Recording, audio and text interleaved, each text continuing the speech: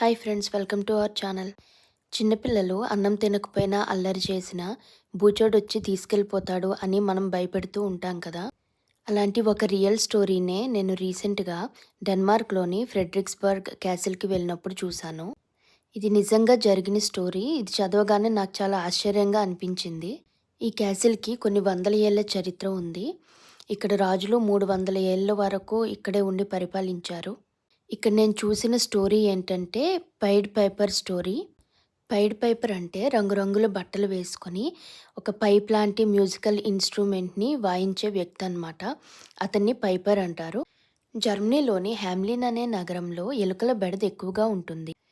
అక్కడికి ఒక సందర్భంలో వచ్చిన ఈ పైపర్ అక్కడి రాజుతో ఈ ఎలుకల బెడదని లేకుండా నేను చేస్తాను, కానీ దానికి బదులుగా తనకు కొంత డబ్బు కావాలని అడుగుతాడు. అందుకు రాజు సరే అనడంతో ఈ పైపర్ తన దగ్గరున్న పైపుని వాయించి ఎలుకలు ఆ సౌండ్కి అట్రాక్ట్ అయ్యేలా చేస్తాడు. అలా ఎలుకలు తన వెంట వస్తూ ఉంటే వాటిని తీసుకెళ్లి నగరం చివరిలో ఉన్న నదిలో మునిగేలా చేస్తాడు. దీంతో నగరంలో ఎలుకల బెడద పోతుంది. ఇంకా తనకి రావాల్సిన డబ్బు కోసం రాజు దగ్గరికి వెళ్ళి అడిగితే రాజు డబ్బులు ఇవ్వడానికి నిరాకరిస్తాడు.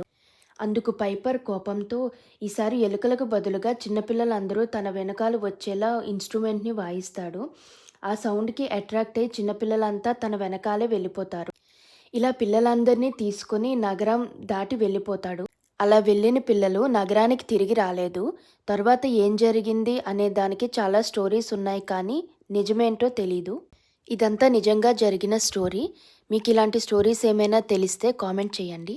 ఈ వీడియో నచ్చితే like, share, subscribe to my channel. Thank you.